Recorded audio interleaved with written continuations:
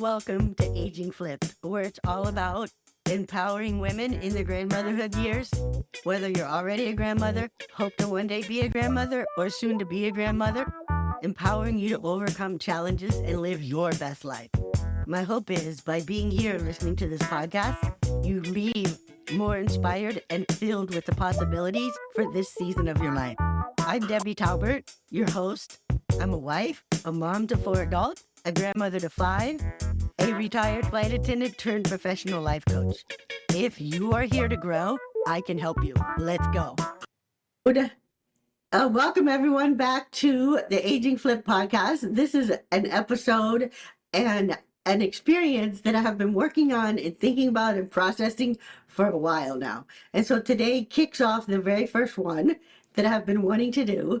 And it's a series that I'm going to be bringing into the whole podcast experience around talking with and interviewing and having conversations with other entrepreneurial grandmothers and those ambitious grandmothers who are deciding on purpose that they want to be an example of what's possible regardless of your age. And these grandmothers happen to be choosing the entrepreneurial journey. This is the very first episode of it, and I have an amazing friend, Sue. She's also a fellow coach, and she and I together are going to be talking about, oh wait, we actually are entrepreneurial grandmothers.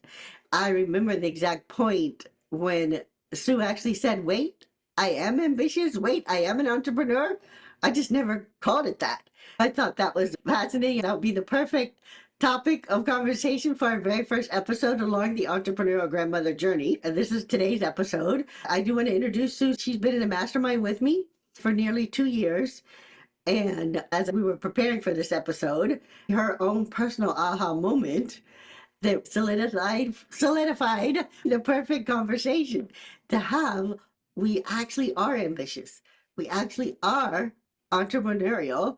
And P.S. on the side there, we are grandmothers. Let's go back to when you first started pursuing and creating things out of your own internal drive. Even if you didn't recognize that it was ambition, where do you think that might have come from for you? Thanks, Debbie. First of all, I just want to say I'm really excited to be here doing this with you. It's such an exciting topic. When I think back to my earlier adulthood and early motherhood, I had quite a lot of ambition, actually. And I was forever trying to do things to be the best mom I could be and to be the best person I could be. And I was taking a lot of courses, always trying new things. Yeah, had a real desire for learning. And I never recognized that as ambition, well, until recently. But when I look back now, I see that I was quite driven and ambitious and goal-oriented. Now, following through on some of that was sometimes challenging for me, but I had the drive and the ambition to do it, even before I knew how to label it. It is very much the similar thing for me. I remember the very first time someone said to me, yeah, but based on everything you just said, you are a high achieving, ambitious person. And I was kind of like, what are you talking about? I've never described myself as high achieving of anything. But yet ambitious, I could jump on board with ambitious. But as far as that word and the terminology of myself high achieving, that was not something I related to. And I love how you tied it to in your motherhood and when you first became a mom, and then as your kids are growing and really looking at your continued drive and your continuing desire for learning, and then even having your own aha moment around, oh, I have always been ambitious. So Yeah. when you realized, oh, I have always been ambitious, what did that open up for you? Just a realization that it is true. I've Yeah. always been like that. Well, a couple things actually was a relief that and a celebration that I am that thing which I thought I couldn't be, that was for other people, not for people like me, whatever that meant. But that's how it felt. So it was a bit of a celebration. Oh, wow, that is me. And then there's a little bit of fear, like, oh, does that mean I have to be something more than I am? So then leaning into that a little bit and getting a little bit curious of, so if I own the word ambitious, does that mean I have to do something other than what I'm doing? Then the other realization and aha and joyous celebration is no. Ambition can mean whatever it means to me. And I can display it, work with it however it works for me. And so that takes that pressure off too. No, it doesn't have to be maybe what I thought of ambitious was a CEO of a large corporation. I thought, yeah, and I'm like, well, I'm not that. So, but I don't have to be that. I can just be Yeah. me and lean into my own ambition. And so it went a little bit of a full circle there when I realized it. Oh, I love that explanation. And that, but that also gives some great insight to as what some of our listeners may be having some aha moments around. And the first realization of, oh, wait, I am ambitious, but then also the brain coming in and doing what the brain does and sending you little signals about, but we don't want to be that because that's scary. And Yeah. let's not do that and let's not classify ourselves as ambitious because ambitious is tied to stay CEO. And Yes. I don't, and maybe that's bigger goal, bigger ambition than what you want to actually be thinking about at this point. Or maybe not, and letting yourself get curious about, well, wait, what is CEO? How am I actually already a Yeah. CEO? Yeah. Yeah. So It's really kind of thinking about how are you actually, or even in motherhood, how were you already a CEO, even if you weren't a CEO of a corporation? yeah. Yeah.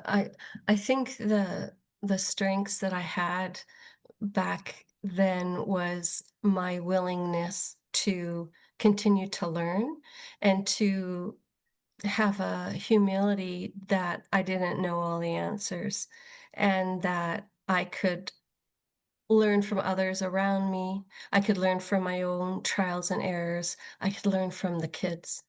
And so I think a successful, ambitious person, Mhm. CEO or mother, is not boxed into thinking that the answers are all there or they have or I have all the answers. So I think, yeah, that was key.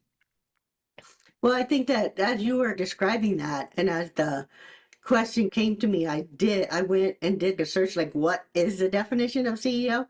Hmm. Because I want to figure out how can we tie it to motherhood and even grandmotherhood and Yeah. letting yourself be like the monarch and the director and the guider as the grandmother.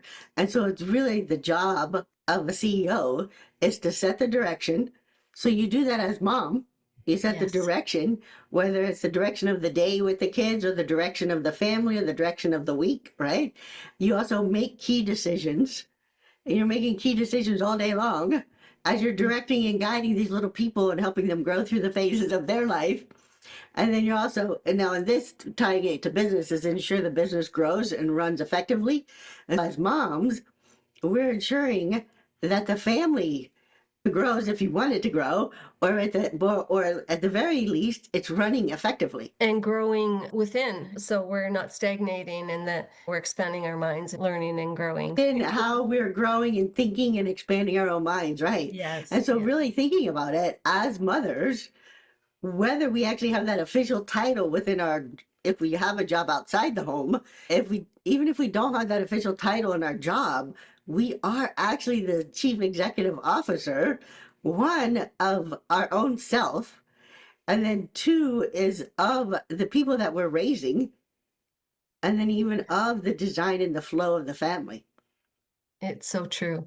Yeah. And I think we underrate typically, or I suppose I should talk for myself. I underrated my own role and my own power and my own influence. And I think that was one of the epiphany moments of recognizing ambition was recognizing the power and the control that I have. And with that power and control, there's also a lot of freedom of letting go of the power and control, because that is powerful too, is to not hold things tightly.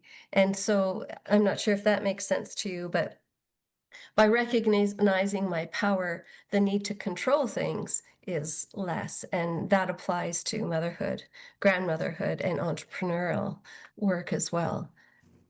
Right, it does, definitely does, because you're really recognizing what are the parts within my control, and then what these things that are within my control, where can I create my freedom within that? Yeah. And really letting go of the parts that aren't in our control.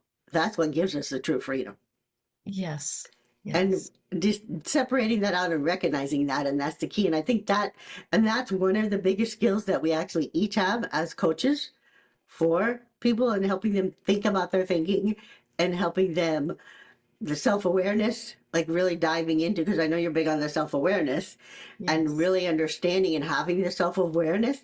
That's the key around what lets you create the freedom within your whole entire life, and the freedom to open yourself up to even thinking about, okay, so what is next for me, what is possible for me if I drop that aging narrative that we've all been taught around. And so with leading into that, what did you used to believe about what was possible for you as you got older? Yeah, I think I had this minded idea that as you age comes stagnation, and and your world gets smaller, and your joy maybe gets smaller, everything gets smaller. And instead, what I'm embracing and what I've come to realize is there, instead of stagnation, it's the being generative, regenerating and being alive. And yeah, so that is what is exciting. And what that means is change is possible.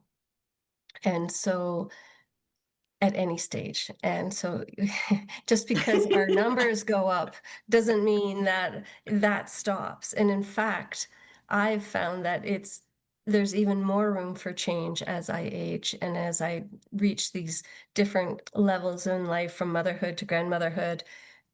There's more areas for change because I know myself better.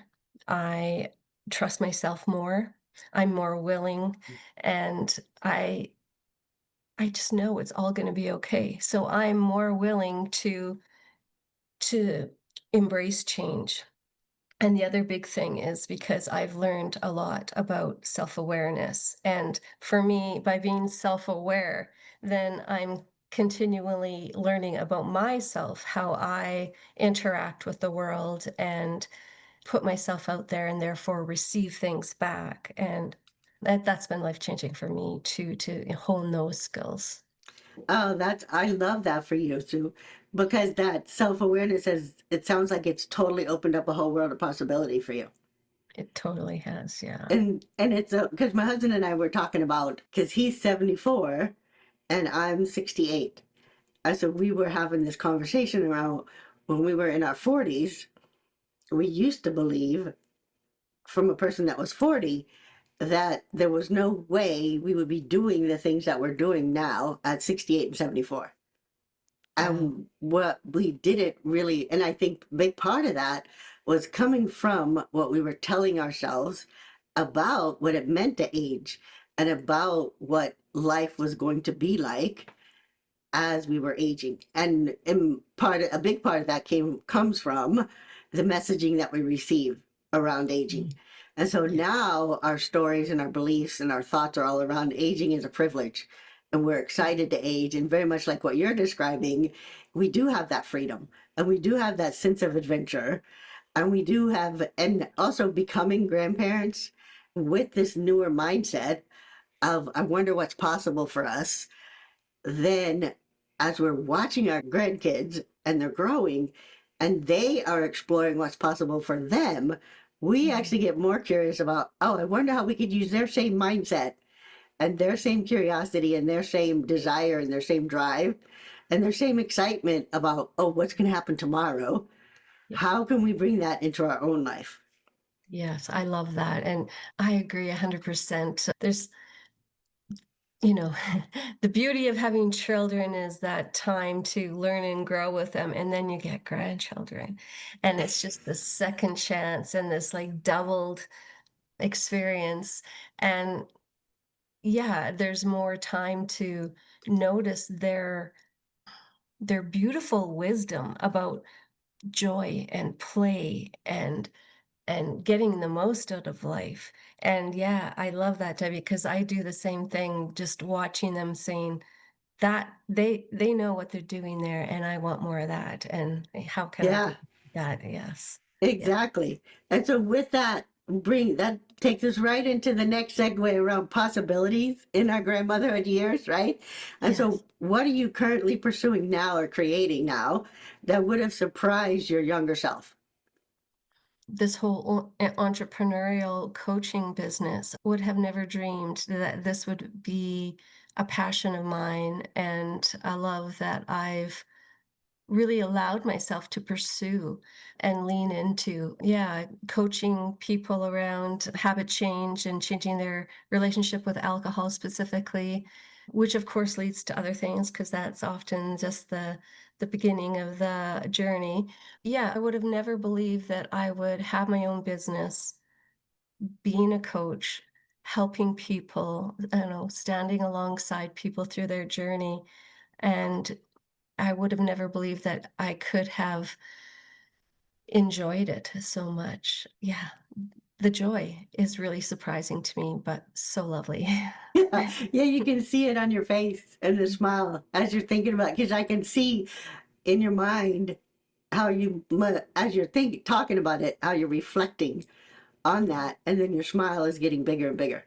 And you can Right. see, yeah, and so you can feel the joy or experience it and like see the whole joy in your whole body. And so, Yeah. what would you want other women that are in their 50s and 60s and beyond to know about dreaming again? Mm. I would want them to know it's possible and to be aware of your own limitations, your own glass ceilings, and to know that you can easily push through that. It's okay to get help if you want to get help in guidance. I know wouldn't be where I'm at if I hadn't leaned on other people and other communities, coaching communities, masterminds such as yours, to learn from other women who are going through the same thing, and men as well. So I would, yeah, that change is possible. That's really what I want them to know. Yeah. Okay, awesome. And so that, because I didn't know you kind of leaned into that self-awareness. So how does, because I know you're really big on it, especially when you're helping people around changing their relationship with alcohol, you use a lot of self-awareness. So Yeah. how would this self-awareness help someone in their 50s and 60s and beyond dream again? Yeah. Well, I think the thing is that self-awareness helps you lean into your own authenticity and helps you define what is important to you and what you value. And when you sort of define that, then you can start to act out of that. And then when you're in alignment, then, there's so many possibilities. And one of the ways that it's possible to, you know, be self-aware is by looking at your perceptions of things. So if I see something and I have an immediate opinion or perception about that, self-awareness for me is by being able to take a micro step back and say, oh, what else might be possible? What other circumstances besides my one perception.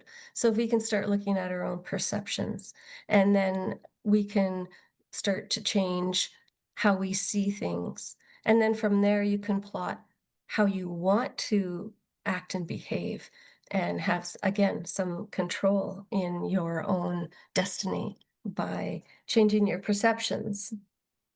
Oh, that's awesome. And so it sounds to me like it's almost like when you're at the dark restaurant and you have to get out your reader glasses so you can see the menu, right? And so putting on those reader glasses helps you change, changes your perception by changing what it is you're looking at and changing how you're seeing. So Yeah. just like the reader glasses give you the clarity and clear up the text and the copy on the menu, this self-awareness and bringing in perception and getting curious and stepping back is also going to help you bring in that clarity Yes. around what do I actually want now at this season of my life? And Right. even and when you want to bring that in and that self-awareness, even, okay, how has, even as you're listening to this conversation, give yourself the gift of thinking about your own life and how in my motherhood was I ambitious? How in my motherhood did I have to change my perceptions along the way? And how did that give me self awareness and what was different for me when I did that? And then, if those of you that happen to be grandmothers, how has watching my grandchild grow and discover their own world, how has that actually changed my own perception of certain things? And really Yeah. opening yourself up to the whole thing. So this has been amazing first entrepreneurial grandmother episode, like tying in the grandmotherhood, the motherhood, the grandmotherhood, and the ambition around the whole thing. How can people reach you, and what are you working on right now? Yeah, right now I'm doing mostly one-on-one coaching. I can be found on my website, which is stoutconnectionscoaching.com, and on Instagram and Facebook. And yeah, I have free discovery calls, and I'd love to connect if people are interested.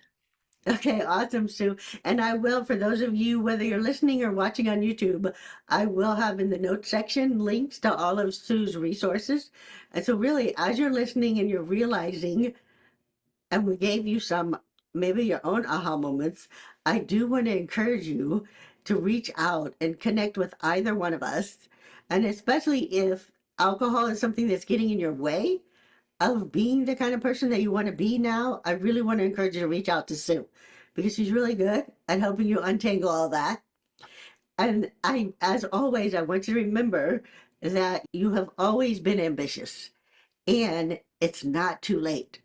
This is the exact right time for you to pursue what it is that you would like to pursue. And Sue, is there anything you want to wrap up with? Oh, no, just what a pleasure it is to spend time with you, Debbie. And yeah, change is possible, and it's lovely. Right, awesome, Sue. Thanks for joining and being the first entrepreneurial grandmother in this new thing I'm putting out in the world. What an honor. Thank you for spending time with me today. If today's episode stirred something in you, if you've been circling your own someday desire, it's time to bring it out of that long-term parking lot and back into your view. Join me inside the playground. This is the community where grandmothers, current, soon to be, or someday hope to be, are building strength, self-trust, and a future you're excited to live. Tap on the link in the show notes or head over to Aging. You get all the details over there. I just want you to know this is the exact right time for you. I'll see you next time.